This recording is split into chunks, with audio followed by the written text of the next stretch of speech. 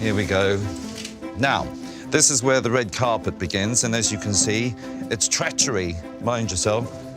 And that brings us to the backstage area.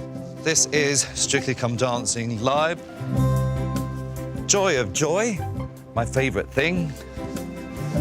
A feather fan. Look at that. Fantastic. Showbiz everywhere. And then we enter, and as you can see, we make our way down these wonderful stairs.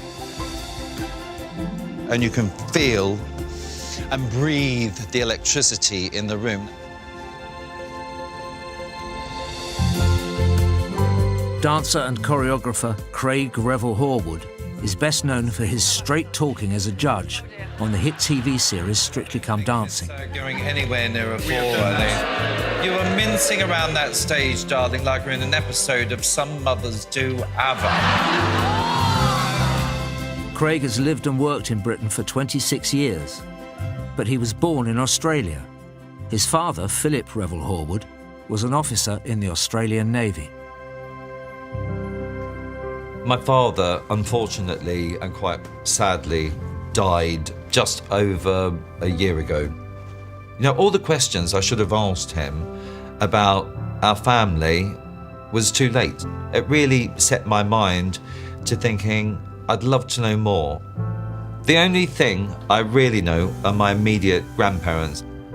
My father's side of the family intrigued me the most because I think I got a few more traits from them, particularly my grandfather, Revel, we called him Mozza, because he was such a character, a bit of a clown.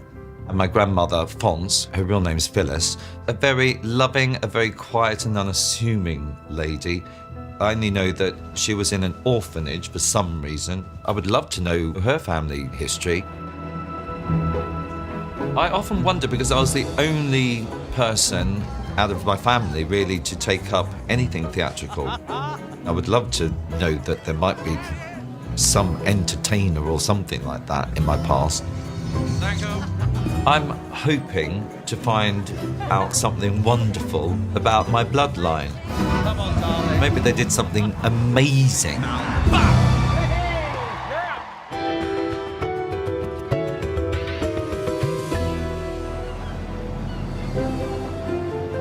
Craig has flown to Melbourne, not far from his family's home in the city of Ballarat. He's on his way to see his mother Bev and sister Sue. I do love Australia. I love coming back. This is, of course, the first time that I've been to Ballarat since my father died. And it does evoke all the fond memories. I have a wonderful sister, Sue, who has always been interested in family history and tree and all of that stuff. She's done a bit of jigging around. She thinks we were related to a convict that came out from England. I think she'd be really able to point me in the right direction. Craig, his brother and 3 sisters were raised in the Ballarat suburbs. This is my old neighbourhood, of course, Brown Hill, Ballarat, and this is my mum's home. It's very sweet, very Australiana. I love that. I love the veranda. It's just gorgeous. And here we go. I'm home. Knock, knock, knock. Coming. Who's this then? Me. Hello. Little brother. Long lost brother. Hello. Hello. How are you? You look lovely. Thank you. Gorgeous. You look lovely as well. How gorgeous. Oh, look. First ever show you were in. Making music. Yeah. Wow. Making music. Those tap shoes. Yeah. I thought I was faking the tap in that. I must have learned. I do love that shot. Granddad, Mozza. Yes. And our grandmother, Phyllis, or Phyllis or Fons, on Dad's side. Yeah. Fons and Mozza. Funny how we called them Fons and Mozza. That Yeah. was like a nickname. Where did that come from? I have no clue. You Yes. on Fons's lap. There's me on Mozza's lap with a big finger in my mouth. Nice. He was a clown, wasn't he? And he loved writing his penny farthing. I know, that penny Love that. farthing. So there's another character in the family who is our great-great-grandfather, Yeah. Moses Horwood. He was a convict one of the early convicts that came across from England. Interesting character. Moses was having a drink at the Queen's Head Hotel in Cheltenham one night with a few mates. Thought he might go and steal a few things out of someone's room. Moses was hauled in and he was charged for burglary. To think that we come from convict stock. I know. How exciting is that? Exciting, absolutely. Hardly royalty, though, is it? Have a look at this. Deaths in the district of Ballarat East. And this is dated 1881. Oh, yeah, Moses Horwood. Look how many children he had. Wow. But the one I want to show you is Charles. That is Revel's father. Moz's father was called Charles. And this is Charles. He looks really dapper, doesn't he? He does. It's an amazing photo. That is an amazing photo. They look wealthy. It does look a wealthy photo, doesn't it? I mean, you don't have outfits like that if you're not wealthy. No. So maybe they did well. Who did he marry? Do we know? I know he married into the Tinworth family, but I don't know much more I about don't know about her. about her. So what relation are they to us? Our Great-grandfather Our great-grandfather. and great-grandmother. Yeah. It'd be really interesting to know more about Charles, I Yeah, think. I agree, because, I mean, this is quite close, isn't Yeah. it, now? Yeah, absolutely. Craig has discovered he's descended from an English petty criminal, Moses Horwood, who was transported to Australia as a convict in 1841. He's intrigued by the photograph of Moses' respectable-looking son, Charles Horwood, and his wife, Craig's great-grandparents. To find out more about them, Craig's come to Ballarat's Heritage Reading Rooms to meet genealogist Helen Mollison. Hello. Pleased to meet you. Lovely to meet you too. To just come up here. I want to know a little bit more about this man, who is my great-grandfather, Charles. I don't know who he's with, mind you. All right, well, maybe if you had a look at this document here. Marriages. Oh, here we go. Charles Horwood. Is that Lizzie Bell Tinworth? And that's Charles, and that's Lizzie. And that's Lizzie. In that Yes. photograph. So that's who we married. On Correct. March the 17th, 1891. And then, of course, on his side, it's Moses Horwood and Mary Horwood. So they're his mum and dad. Her mother and father, James Tinworth and Elizabeth Tinworth. And they were hotel keepers. It was the mining era in Ballarat. It was just enormous. There were thousands of people coming and going. Owning a hotel was a very good occupation. Wow. Hotel keeper. I like that. Craig's great-grandfather, Charles Horwood, had married well. His Tinworth in-laws were running a hotel at the height of Ballarat's gold rush. In 1851, a chance discovery of gold had brought thousands of prospectors to Ballarat, all hoping to strike it rich. We can now look at this birth certificate. Oh, here we go. Lizzie, her father, James Tinworth, name and surname and profession of James' father, so Charles Tinworth, labourer, Yes. and something in England. That's Eldon, E-L-M-D-O-N, Essex. Oh, yeah, Essex, like Essex. Oh, no. Really? Essex? Essex! In There you England. are. There you are. In England. Yes. Craig's great-grandmother, Lizzie Tinworth, was born and raised in Ballarat by her hotel keeper parents, James and Elizabeth. But James's parents, Craig's great-great-great-grandparents, Charles and Elizabeth Tinworth, came from Essex. But now I have no clue how or why they came here. Here we are with some shipping documents that might be able to help you. Sailed from Southampton on the 5th of February, 1854. Tinworth, Charles and Elizabeth, here we are. Oh. What's that mean? That's an ag lab, which is an agricultural labourer. Someone that digs dirt. Works on farms. Yeah, Works on farms, farms, yeah. yes. Yep. Okay. Male was 20 and the female was 24. And there we go across. By whom engaged? Oh, Mrs. Smith. So, in other words, who was he going to work for? Oh, I When he see. came to yeah. Australia. For employment. Employment, yes. So they sailed from Southampton on the 5th of February. Yes. They arrived February, March, April, May. 3 months later, literally almost exactly, on the 4th of May. That's In correct. 1854.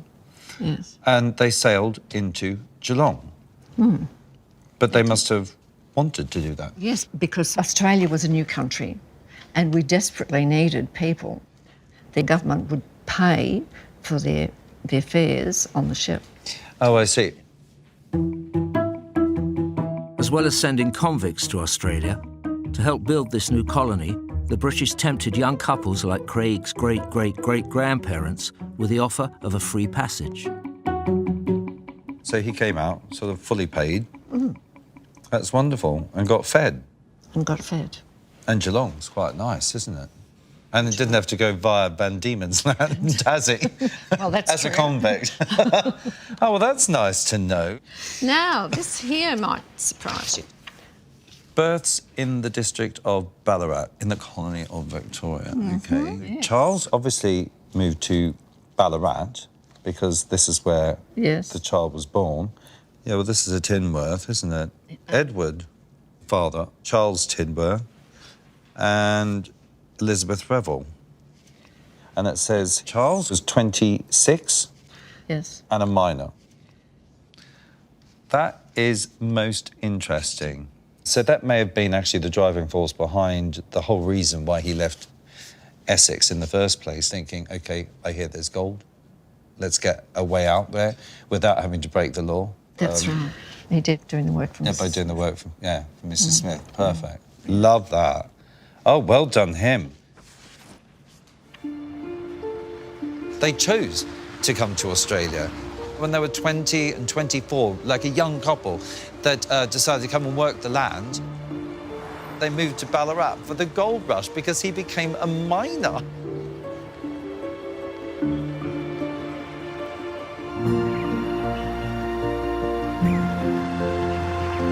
To find out more about Charles Tinworth's life as a miner, Craig's arranged to meet Dr. Claire Wright, an expert on the gold rush in the state of Victoria.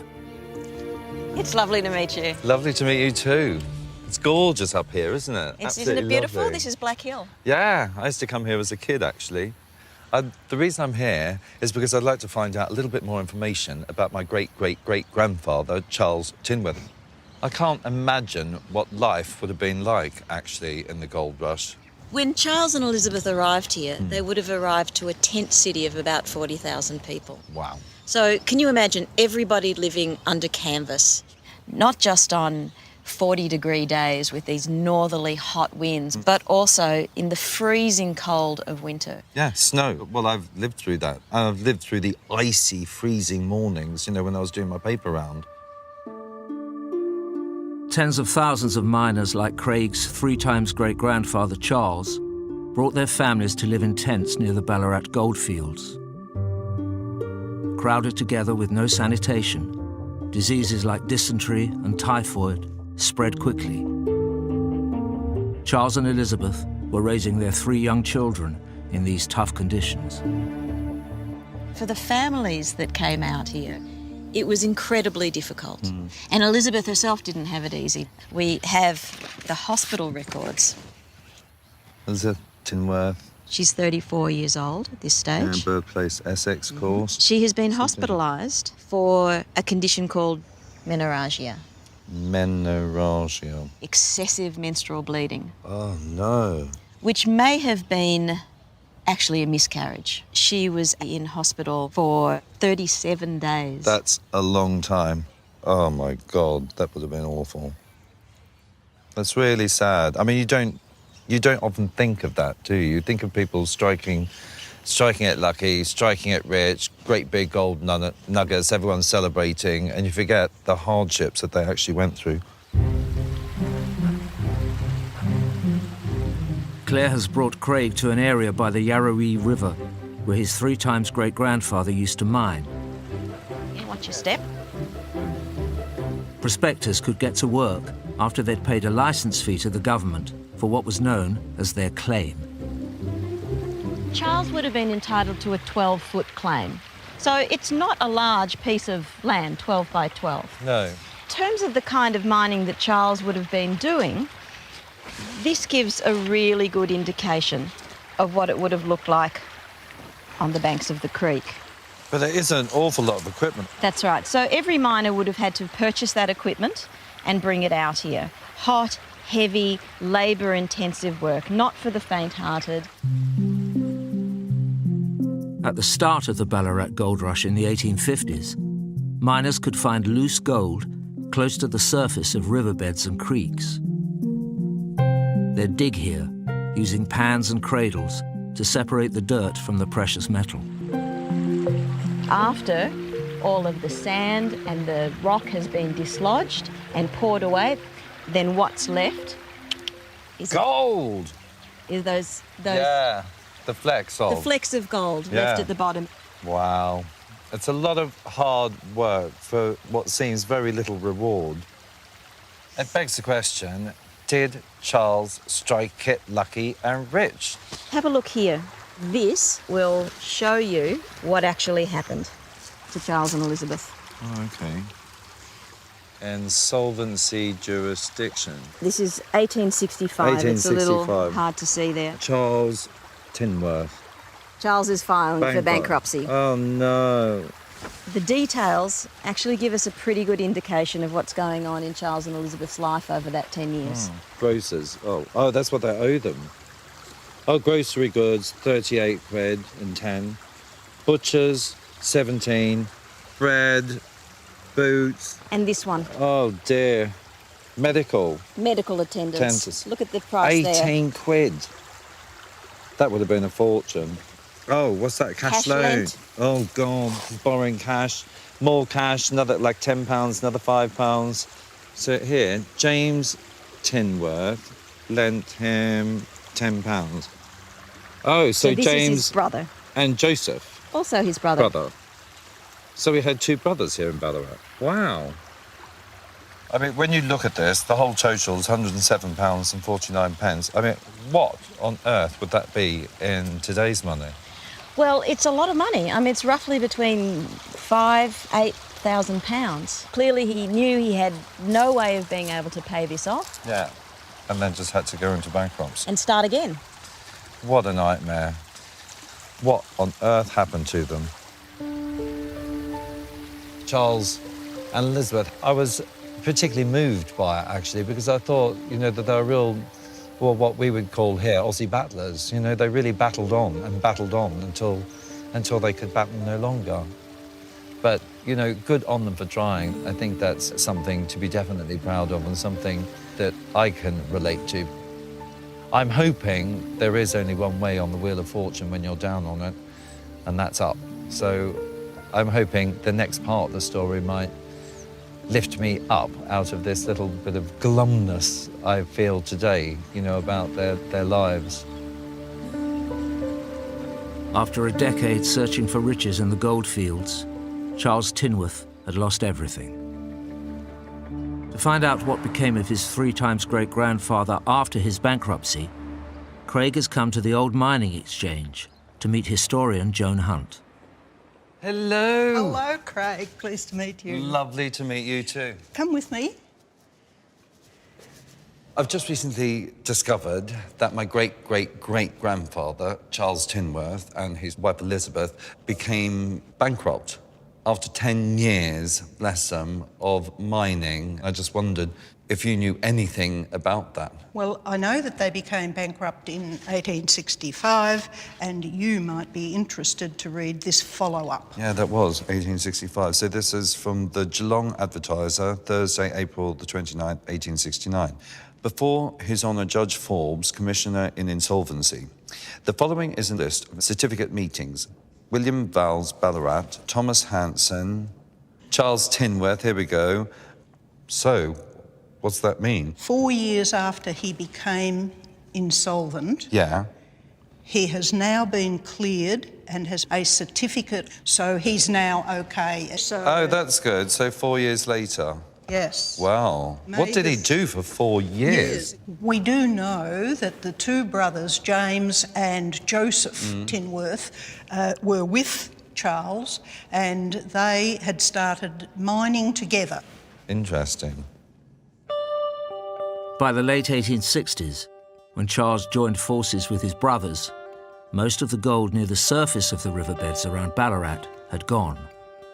Like other prospectors, the Tinworths had to invest in more equipment so they could mine deeper into old, buried riverbeds.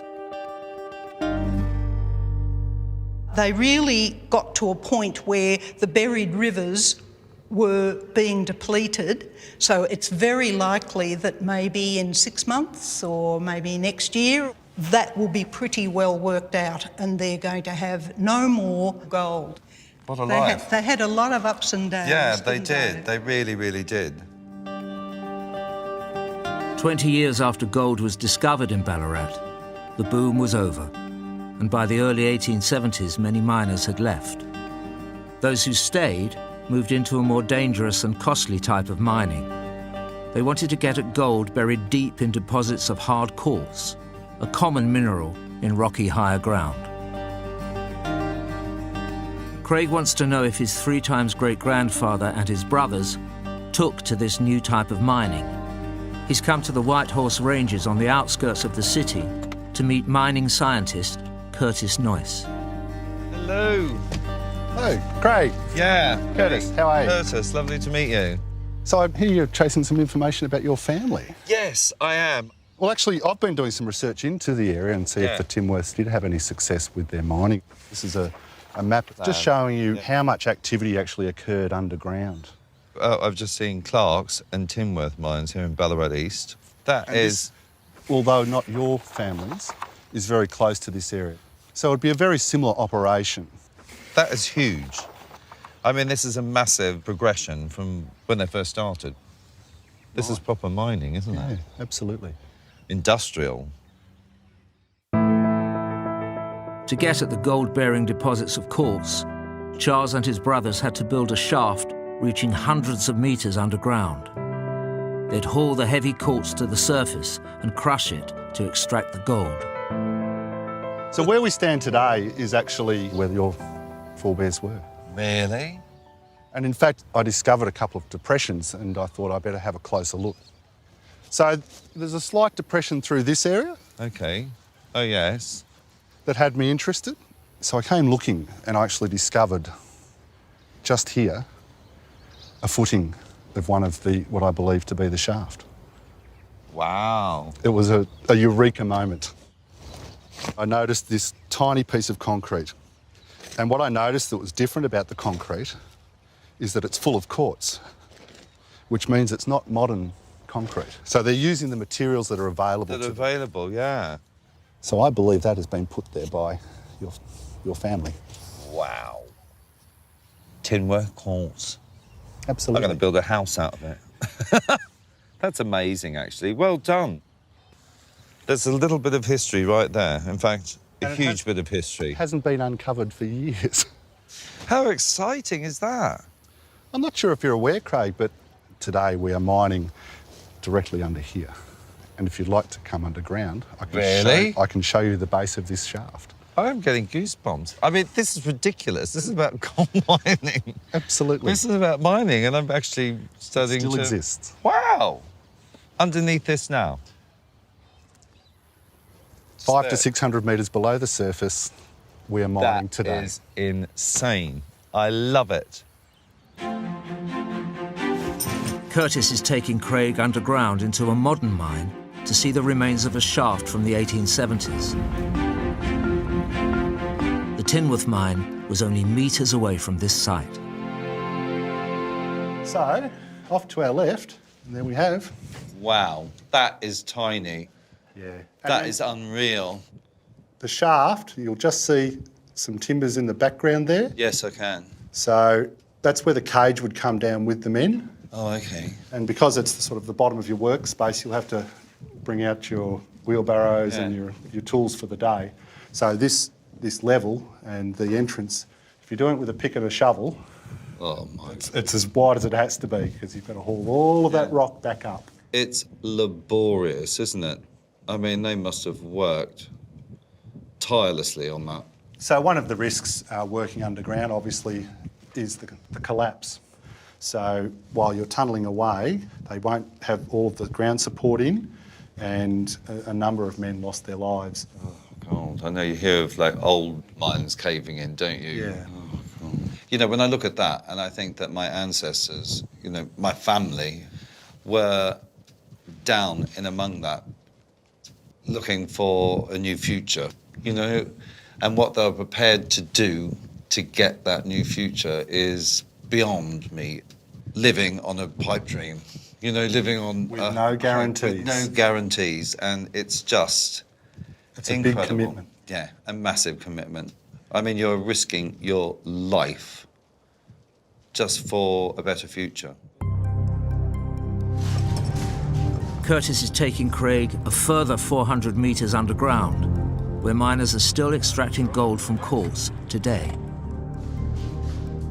So, this is the end of the line, it seems. That's right. Yeah. You'll see the grey rock is waste. Waste. The white is the quartz, which is what hosts the gold. But all quartz doesn't have gold in it. See, that's the big shame, isn't it? That's right. If it was easy, everybody would be doing it. That's right. So, what did they do in the old days then? So, to reduce your work effort, they'll be chasing what was often referred to as an indicator. In fact, Charles's son, Edward, was looking at the minerals quite closely and trying to identify the correlation between certain minerals in the rock and the gold-bearing quartz. It's amazing. By the time he had moved into deep mining, Charles Tinworth had spent 20 years searching for gold. His sons had joined him in this risky business, and Craig wants to know if the struggle ever paid off. He's come to Ballarat's Gold Museum to meet historian Jan Croggin. My great-great-great-grandfather's son, Edward, discovered some sort of mineral way of finding quartz and gold and mining it. I was just wondering whether or not, number one, he was successful at it, and how he went about it. Edward Tinworth, son of Charles, your great-great-great-grandfather, is actually responsible for one of the things that made it possible to make a lot of money. He was only 13 years old. He worked out that if you could find where the quartz intersected with slate, you found a lot of nuggety gold. Now, that became more or less a rule. You've probably heard of the indicator. Yeah, I've heard the word, but I never fully understood it. Well, Edward Tinworth found the indicator for the Ballarat East goldfield.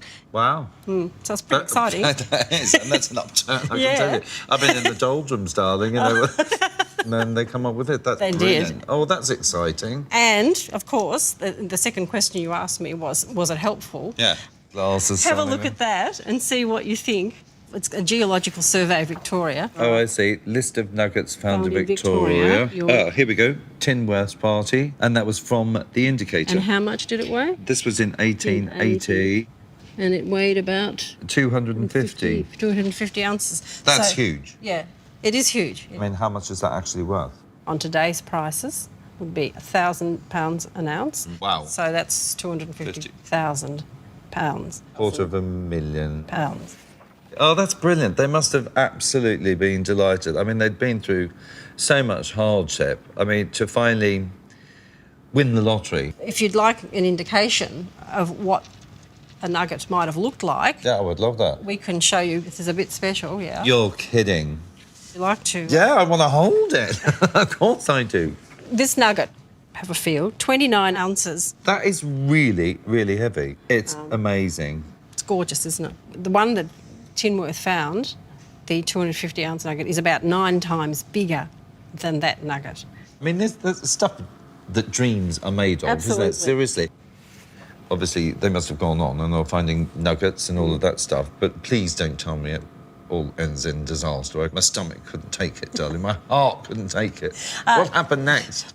If I could put before you this... Last will and testament of Charles Tinworth. The said Charles Tinworth had, at the time of his death, real property in the state of Victoria not exceeding in value the sum of £7,820, and personal property in the said state not exceeding in value the sum of £13,615. So, around £21,000 on current prices today, probably £1.5 million. So he died a wealthy man. Yeah. And if you read a this... millionaire. That's right, it is really. Well done, him. What Is- did- well, the next what did they do with What did it? they do with it? If I can find you, can you read that where it starts there? And I also give and bequeath the sum of £300 to each of my grandsons, James Tinworth and William Tinworth. The important bit is here. Son of my late son, James. Yeah. What happened to that? He died before? Yeah, him? you're absolutely right. Well, that is a huge shock. Yeah, That- it is. His son died before him. Craig's great-great-grandfather James died from kidney failure when he was just 48 years old. His father Charles, who outlived him, left his huge fortune to the remaining living children. He also left money to James's sons, but not his daughters, including Lizzie, Craig's great-grandmother. The thing that sticks out in my mind at this juncture is the fact that Charles, in his will, left the money only to the boys, the grandsons That's in the right, family, yeah. not the granddaughters. That's right. One of which, of course, is my relative, Lizzie. That's right, yeah. Your family didn't inherit the Tinworth fortune. Yeah, the Tinworth huge wealth Damn. and fortune. So, Yes. what a shame. That's just truly unbelievable, isn't it? It's a really sad twist of fate. Wow. And particularly sad because we have discovered that the Tinworth mine, between 1871 and 1909, when they closed it down, they actually found 30,000 ounces of gold, which would be roughly worth, on current prices, about £30 million. So, yeah, it was... Lizzie! Don't you just hate history? Yeah, pretty disappointing. No, it's great. It's amazing, really. It's amazing.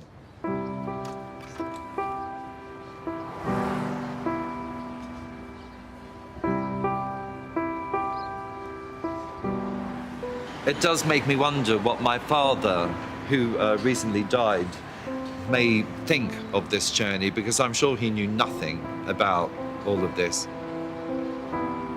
The idea that Charles Tinworth had 20 years before he really achieved his dream was showing great determination and great human nature, and that's what I love. And my dad, I think, would be so proud of his forefather in that way too. I just wish that he was here now to see all of this, you know. That would be good.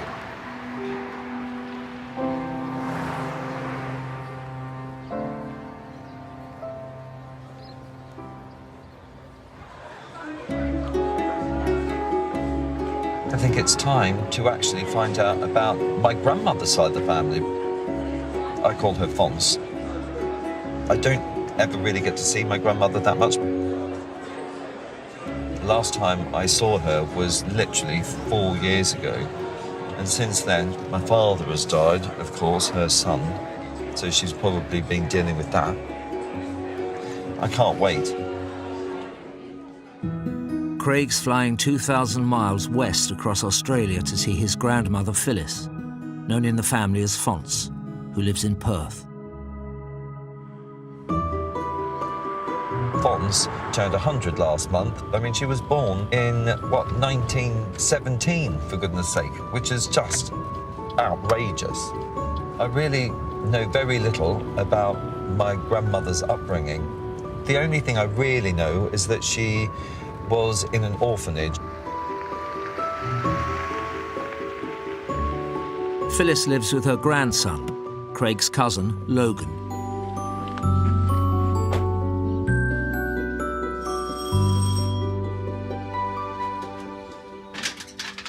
Hello, how are you? Come in. Logan. So good to see you.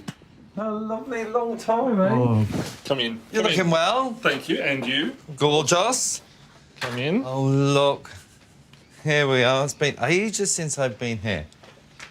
Good couple of years, I think. Oh, it's the Queen Mother herself, darling. Sure. Oh, Let me my bow down God. before you. Oh, thank you, darling. How are you? How are you? Oh, isn't it lovely to see you?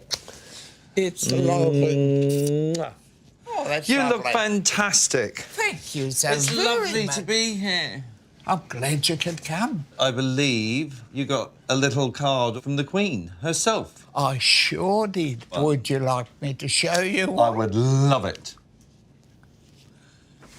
Have a look at it. Wow. Mrs. Horwood, I'm pleased to hear that you are celebrating your 100th birthday. My sincere congratulations and best wishes on this very special day. Elizabeth. Oh, how fantastic. It's beautiful.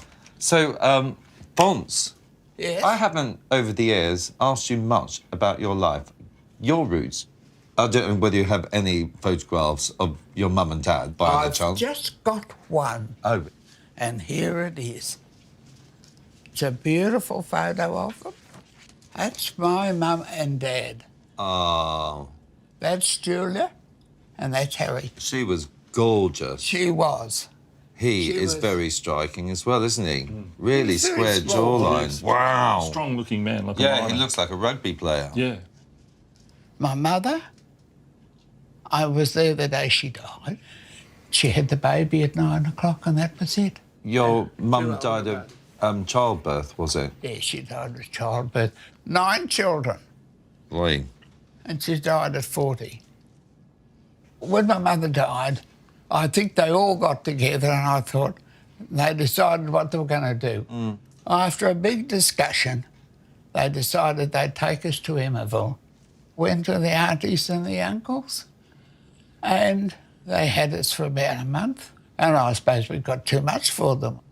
And so, what did they decide? Decided to put us in the orphanage. What was life like at the orphanage that you can remember?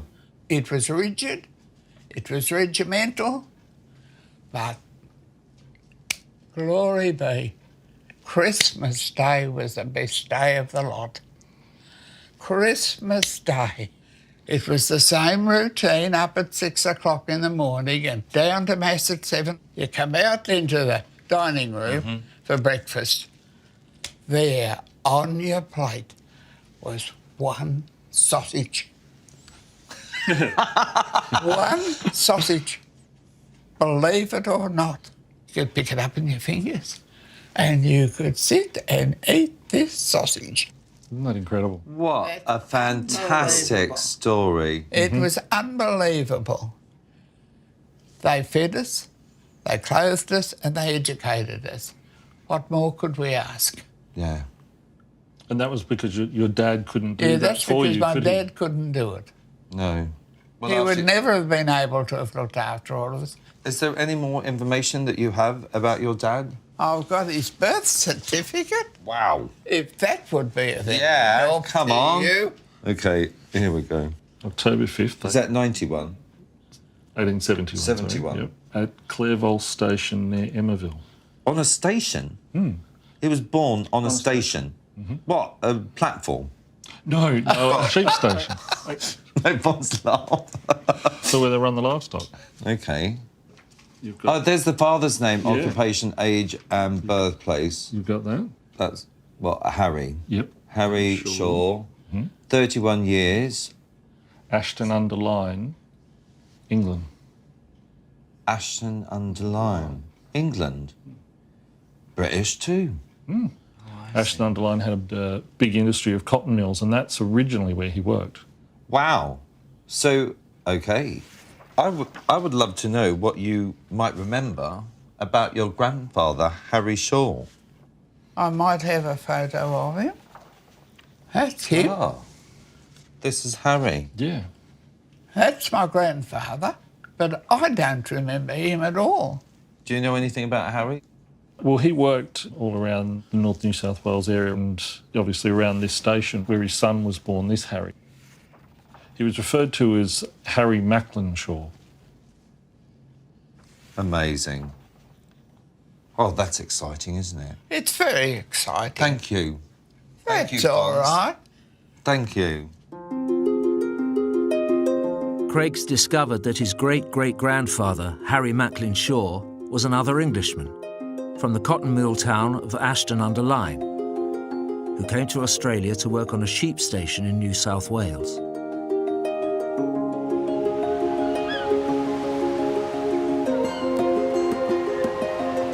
Today I have embarked on a whole new family once again. I mean, it's just brilliant, absolutely brilliant.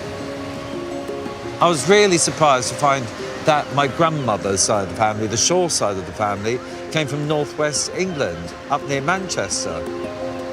Harry Macklin Shaw, my great-great-grandfather, was living in the north of New South Wales. I mean, I've never been there.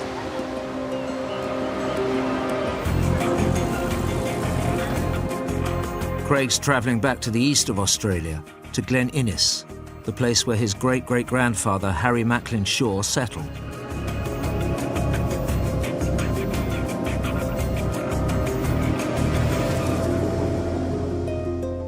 He's come to the sheep station where Harry used to work. Local historian Bill Oates has been looking into Harry's life here. Good morning, Craig. Good morning, Bill.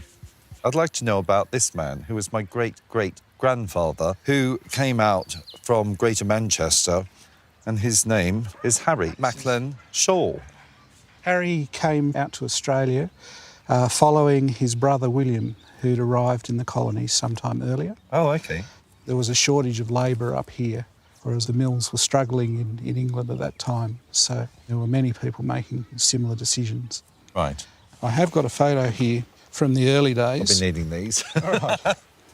Clairvaux was a head station. Would have been over 50,000 acres at this stage there, and they would have run about 20,000 sheep. That's big, isn't it, really? It is, and they're communities in themselves. I can imagine it would be quite a tough life. It would be a tough life. It's also interesting to note that there's still a pretty good social life that goes around here as well. OK. And probably a good time to show you this one here. Oh, the Oddfellows Ball. This is from the Glen Innes Examiner, Tuesday, November the 23rd, 1880.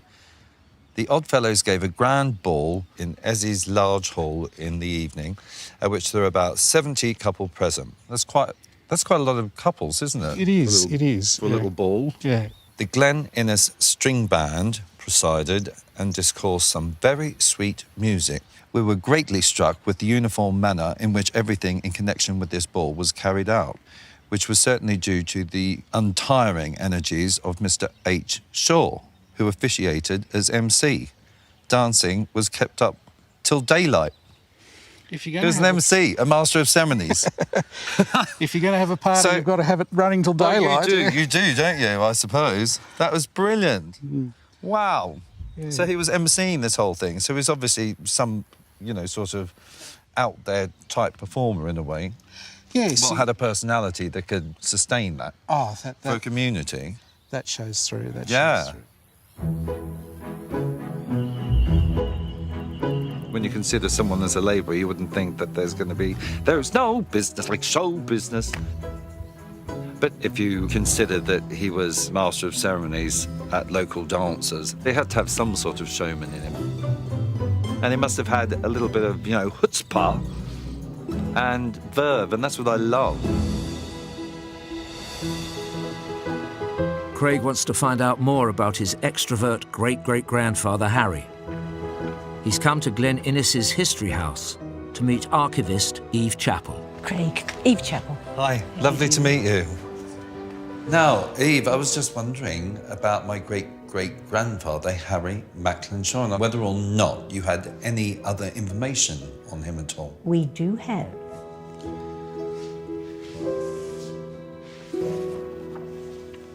You have a look at that article there, Good Templary at Vegetable Creek.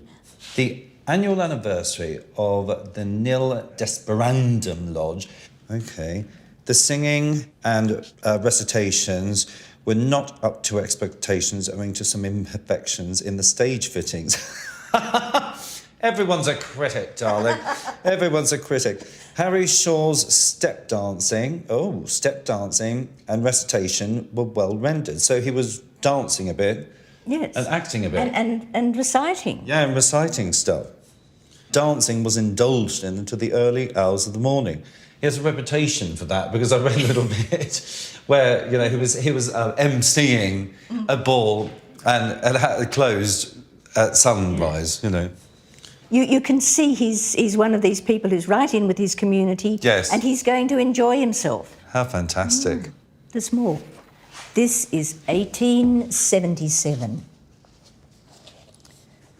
A very acceptable performance was given to this club on Wednesday evening last at the Royal Assembly Rooms. These clever performers sang a number of songs in a creditable manner. The ex-champion clog dancer of New South Wales, no, Mr. H. Shaw, an ex-champion clog dancer. You've got somebody famous in your family. That's hilarious! Clog dancing. That is brilliant. Clog dancing was a hugely popular pastime in late 19th century Australia. A forerunner of modern tap dancing, performers wore wooden-soled shoes and tapped out steps in complex rhythms. I never really considered anyone in my family to be part of theatre at all, so this is finally ringing some bells, darling. We're loving that.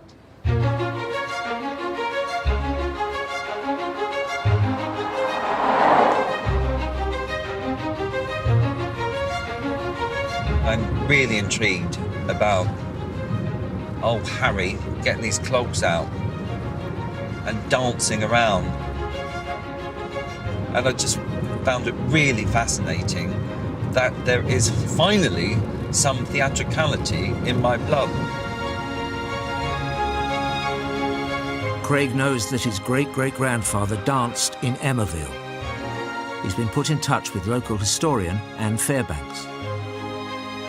Hello, you must be Anne. I am. Hello, Craig. Welcome to Emmaville. Oh, lovely. This is lovely, isn't it? Sweet little town. I'm here to actually find out a little bit more about my great-great-grandfather, Yes. Harry. And I thought I had to absolutely come here to see where he performed. You may be interested in this a little bit. Oh, the Sydney Morning Herald. That's a big old paper, isn't it, is a big darling? old That's like a paper. proper one. Yes. Challenge. I, Harry Macklin, am open to dance any man in Australia at hornpipe dancing for 20 quid. Which dances the most steps, dances them the cleanest, and keeps the best time. Man and money ready at Westmoreland Street, Forest Lodge. Wow. So is this like an advertisement? Yes, He's challenging. actually challenging somebody. Challenging people for 20 quid. That's quite a lot of money back then, And this isn't is it? 1871. You know, 20 quid back then's about $1,000. Yeah, that's a lot. That's money. That's a lot of money. I just can't imagine putting an ad in. I will dance. I'm open to dance. Any man in Australia with hornpipe dancing. But who's judging him? This is the thing. He's probably going to judge himself.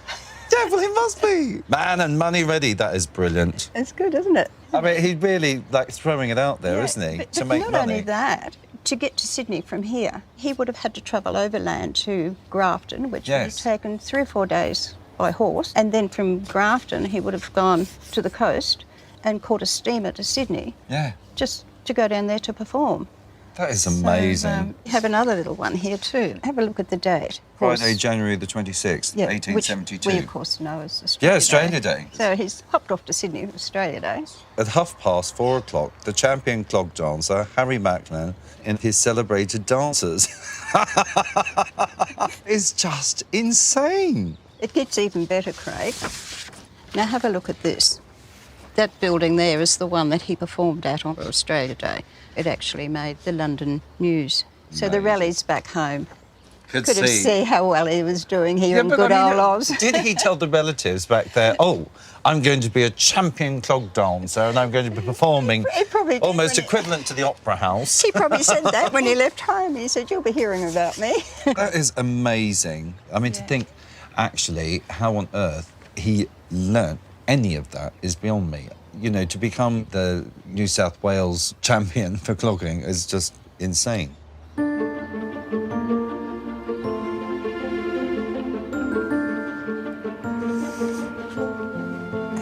What what I find interesting in the parallel that I can draw is he moved from this, sleepy town of Emerville. He went to the Big Smoke to make it. That was Sydney, of course, and I was in Ballarat, and I moved what I call the Big Smoke, which was Melbourne. So to think that my great-great-grandfather has done the same thing is just madness. I can't get my head round it just yet. I really need to go to Sydney to find out a lot more about him. Craig's retracing his great-great-grandfather's journey to Sydney to try to find out how Harry became such an accomplished clog dancer.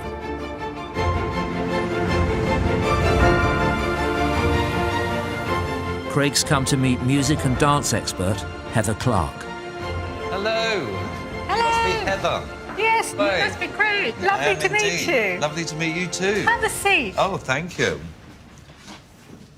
I have come all the way to Sydney to discover a little bit more about my great-great-grandfather, Harry Macklin Shaw, who I have discovered became a bit of a clog dancer. And I'm just thinking, where on earth would he learn it? Where would he practice it? And all of those sort of things. Clog dancing developed in the north of England. The story is that they mimicked the rhythms that the machines were making. Well, that makes sense. Cotton mill workers wore wooden-soled clogs because of the damp mill floors. The rhythms they tapped started as a way to keep warm, but developed into a popular new style of dance. When he came to Australia, he still would have been in the community where people were dancing, and he would have picked up more steps. You see a step you like and go, oh, we'll have that one. Yeah, that's true.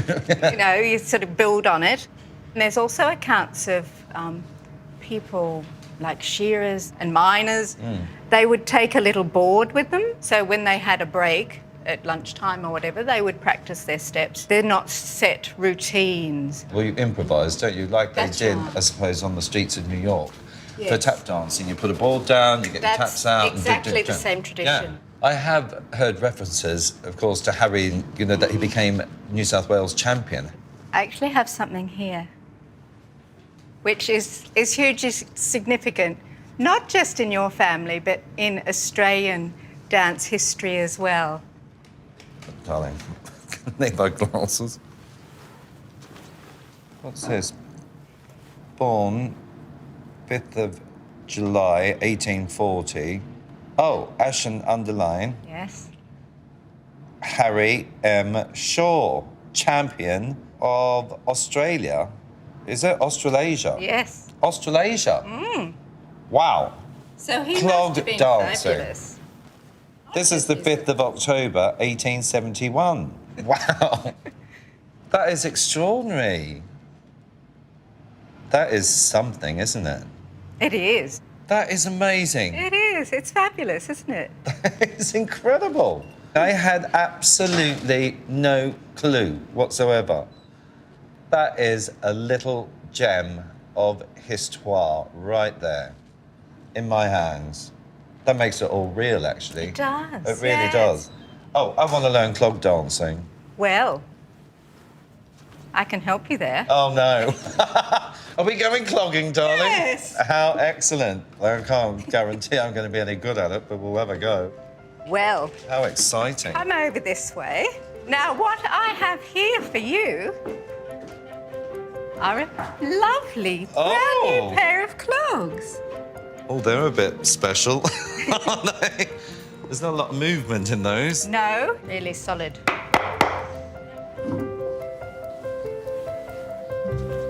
I'll sling them on. Oh, they are solid as. Not only are we going to dance, but we're going to dance to live music. Wow. So here they come. Oh no, here they come. So if you're competing, you'd probably stand with your back to your musicians. So it's the break, it goes step, shuffle, step, step, shuffle. Step, one. shuffle. Yep, that's it.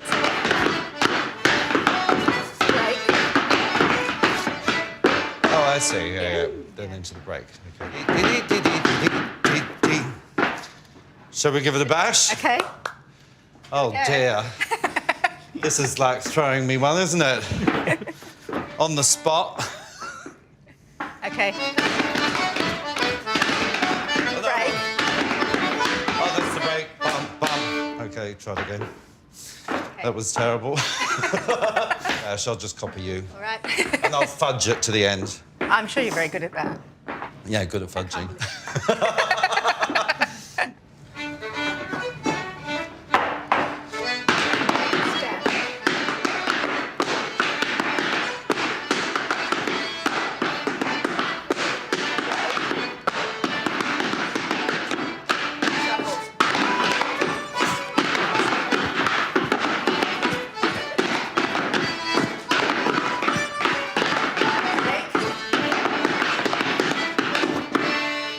Good. Well done. Nailed, darling. Yeah. Plenty of nails in there.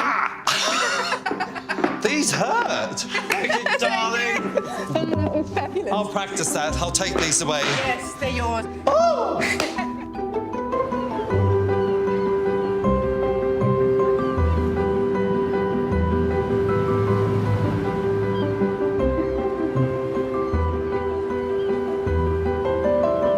It was just brilliant to see Harry Shaw, you know, take that crown for Australasia clog dancing. I mean, who would have ever dreamt it? And I'm so proud that he made something of himself. Harry and Charles Tinworth, two men, very, very driven, two very powerful men in a way, that went against all adversity and really came out on top. I started feeling strongly that I was very much like them. I wanted to follow my heart, my passion, my dreams of dance. And it's just amazing to know that that actually runs in the family and in the blood, because it really has put a new twist on who I think I am.